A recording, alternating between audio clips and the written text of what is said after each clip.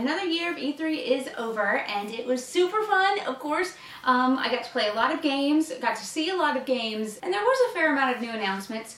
I wouldn't say there was a whole lot of announcements of new IPs or games that we hadn't actually already seen at last year's E3, but there were a few, enough to get excited about. Before I get into my list though, I will say there was a strange amount of new games that have been talked about for a while that weren't actually on the show floor or anywhere at all at E3. One of them, although it was a new announcement, was Fallout 76, of course. It was strange because Bethesda, that was their main thing they announced during their press conference. On the show floor, it was the main thing they were pushing. Like the whole front of their display was all Fallout 76 stuff, yet they didn't have any gameplay. They didn't even have like a dev guided demo at all. There was nothing showing for Fallout 76, which I think is a little strange. I'm not going to get into all of my thoughts about the proposed gameplay and stuff and the microtransactions and how VATS is going to work. I don't even know if they know how VATS is going to work yet. But I will say that it is a little making me nervous that they announced a new Fallout only months before it's released. It hasn't started beta testing yet, and it's not in a state that it was ready enough to show even a guided demo of for at E3. And this is, again, only months before it's released, so that makes me nervous. But yeah, there were a lot of games that we are excited about or that we have been hearing for years that still were not at E3 this year, although they were at the press conferences. They weren't necessarily on the floor, and that was a little disappointing, but I did get to play a lot of stuff, and now I want to run down my top 10 favorite games that I got to check out at E3 this year. I guess we'll start with number 10, was a game that I did not get to have hands-on with. I don't believe they had any hands-on for Dying Light 2 at E3, but it's a game that is shaping up to be a lot of fun. I did play the first one and I liked it. It was fun, although it did kind of start to get a little too repetitive pretty quickly. The thing that really struck me with the Dying Light 2 announcement, or the thing that they showed at the Microsoft press conference, is the way that your choices can really change the environment and change the story of what's happening in the game.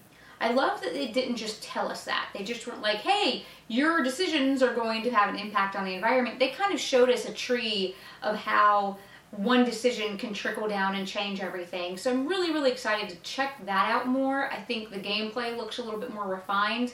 And I liked that what they showed us didn't just center on, hey, this is, you know, a parkour game with zombies. They did show us also the breakdown of the economy and just humanity and the other humans that we were going to be dealing with as well within the game. So I think that game's shaping up to be a lot of fun, and I'm really looking forward to it. Number 9 was a game that we had heard of for a little while, but I think this was, at least for me, the first time I got to see anything of it from the Sony press conference, and that was Ghost of Tsushima? I know I completely butchered that, I'm so sorry. But that game, what they showed us, looks awesome. It's absolutely beautiful, and I never would have guessed it's from Sucker Punch. Sucker Punch is awesome, but I did not know that they were able to get like this level of graphics and character design in their games. It looks beautiful. But not only that, the gameplay looks a lot of fun. It's bloody, it's violent. I loved all the different moves that they were showing us with the swords and stuff. I did not get hands-on in this game either. I don't believe they had any hands-on for this game at all on the show floor. But just speaking of, since this was the first time I actually got to see gameplay of the game from the Sony press conference, it looks phenomenal. It looks a little bit kind of like The Witcher, but with samurais, which I'm down for. I'm definitely going to keep my eye on this game because I absolutely adored what they showed us. It looks extremely promising.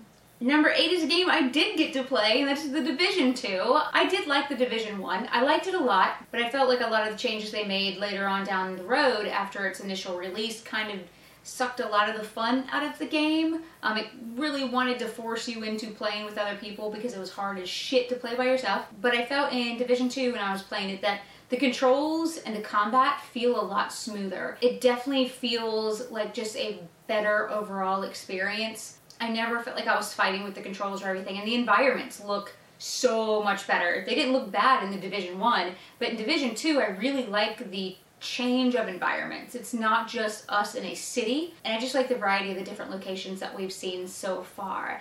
And I do like that this game seems to focus more on story than the first one did too. So I already signed up for the beta, and this is probably a definite buy for me.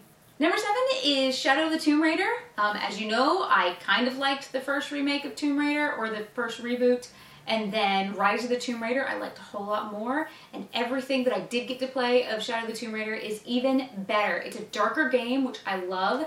They definitely kept a lot of the core controls and combat to what we're used to in these new Tomb Raider games. I like that she's aged a bit, and she's obviously gone through some shit, and she doesn't seem to be as, I don't know how to say it, but I guess as soft as she was in the past games, and I'm totally into that.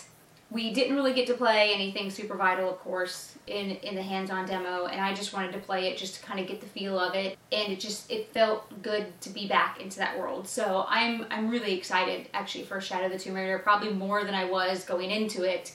When I finally got my hands on it, it felt good. So, yes. Number 6 is a game that I had played actually early access release of, which is We Happy Few, and I didn't really like it that much. I liked the art style, but I didn't feel like the game overall had much depth. I had just wanted a different experience than what I got. I did get to go check it out at E3, and I loved it. They definitely listened to everybody that got early access and what, you know, people wanted changed and where they wanted the game to go. And they've changed it up quite a bit. The art style is still the same, which I love, but now the game is taking a much bigger focus on story and character development, which is exactly what I wanted. Before, it didn't really matter what was going on in the story. I mean, I liked the overall story of, you know, we have to take this joy drug and the masks, and I liked all of that, but there wasn't anything that felt like there was story happening right now to me as I was playing the early access. And that all changed when I just played what I did at E3. It's so fun. I did not want my demo to end. I think they let us play for like 30 to 45 minutes.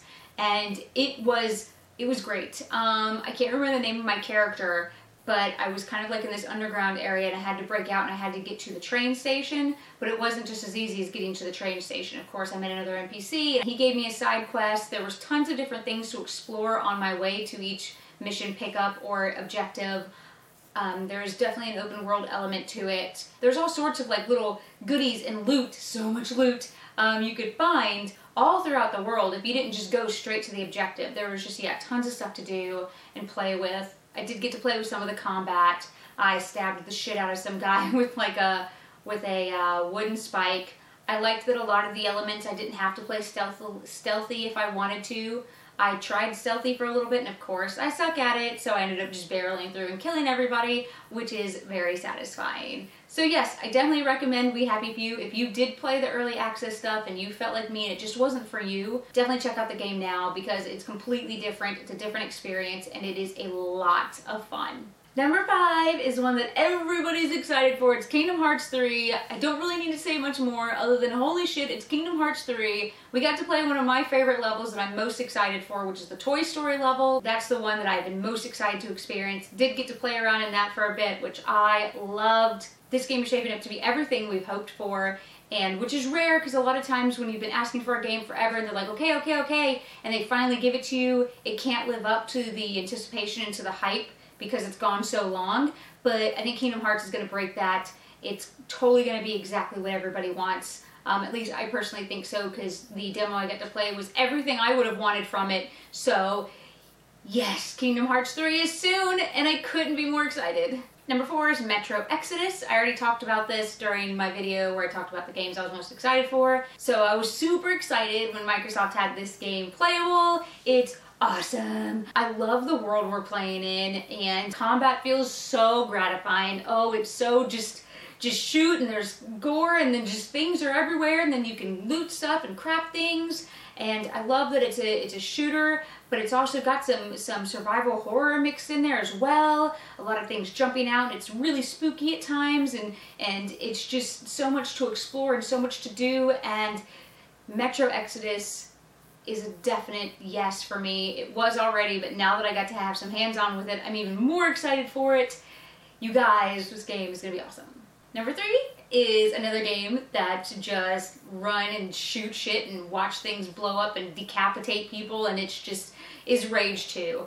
I got to play Rage 2. It's great. Some people have asked me if they thought that it was kind of like Borderlands. It's nothing like Borderlands at all. No, nothing like it. It's just chaos and mayhem. That's pretty much what it is. I didn't get to play with all of the weapons or all of the skills because of course it was only a demo, so I only got to play with what they had available. I had a machine gun, I had a shotgun, I had shit, I can't remember what it's called, but the thing that you throw, it's like a ninja star, but also it's like a boomerang and you throw it and it can cut people's head off. So, or I would throw it and it would like smack somebody's helmet off and stuff. I got to play with that. I got to play with some of the skills. I had like a force push. I had a super smash where I would jump up there and, you know, ground pound and kill people. And it is just absolute chaos with blood and weapons, and it was just a lot of fun. I loved playing Rage. I also love that it's like this post-apocalyptic world, but they didn't use like the gray and browns that everybody else uses when they do that kind of theme.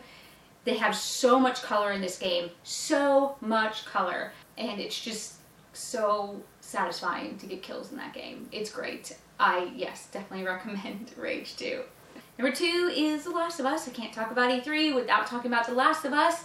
But the only thing is that there was nothing playable or even viewable for The Last of Us on the show floor. The only thing that you could watch was on the big screen. They played the same trailer that they played at E3, which was combat-based, well, more like hiding and stealth combat-based, which looks really, really good.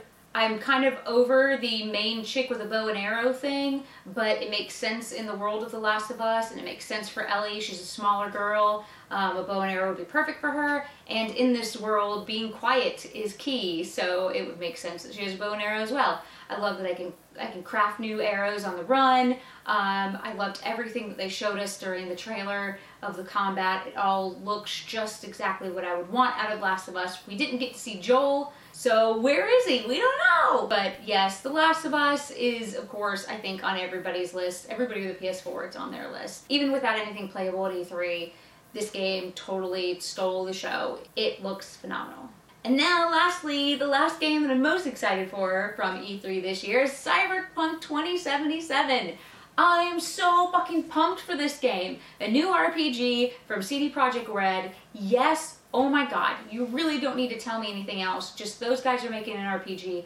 I will buy it. It was another game that there was nothing playable at E3, but they did have an hour-long presentation where they had a dev play the game and explain to you what was going on. They played through 2 different missions. We got to see that the game is going to be first-person for the most part, with some third-person, I believe, in certain areas or cutscenes. Although it's first-person, we will get to fully create our own character. In the demo that they showed at E3, we were playing a lead character named V, and they showed us that it's a classless game, so you won't pick like tank or rogue or whatever like that, but they have tons of different skills that you'll be able to mix and match to your play style. So if you want to play more tankish, or if you want to play more tech and, you know, hacky-ish, because that's a style of game, then you can. It's all up to you. So they did show some of her skills during the demo.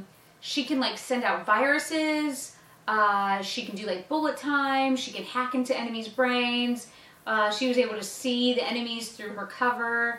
But yeah, they only showed like a few of her skill sets and stuff, but there's supposed to be a whole lot more. I just love everything about this.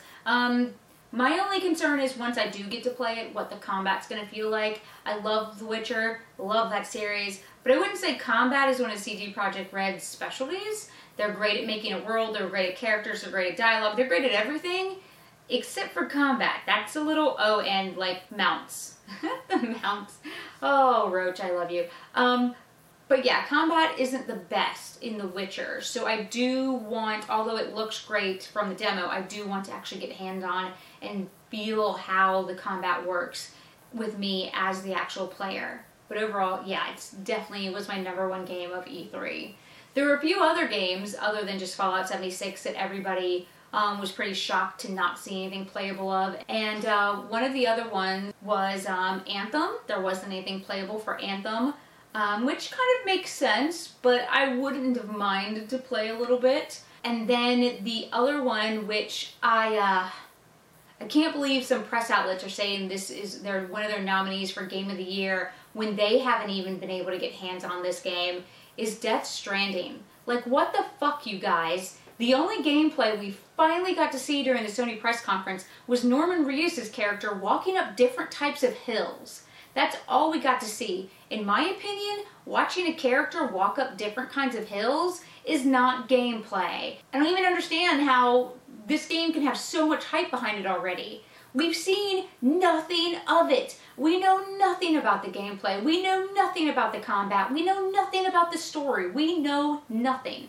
The only reason it's getting the hype is because it's from Kojima. For people to say it was the game of the year at E3 is ridiculous. So, God. Okay, sorry, I had to rant about that because I'm so sick and tired of hearing about how great Death Stranding is going to be when we don't know anything about it. Fallout 76 comes out in a few months. We know basically nothing about it yet we know more about Fallout 76 and we've seen more gameplay from Fallout 76 than we've seen of Death Stranding, which we've known about for 3 years now. Does that not worry anybody? It worries me. But okay, anyways, those were the best games I saw at E3 2018. On a quick side note, I did get to check out a few indie games which were awesome. After Party, same guys that did Oxenfree. Love it. That game's being really cute. Outer Wilds was a lot of fun to play. I loved exploring in that game. And Ashen were probably the 3 independent games that stood out the most to me. So anyways, let me know down in the comments what were some of your favorite games that you got to see from all the E3 coverage. And as always, thanks for watching. I totally love you guys.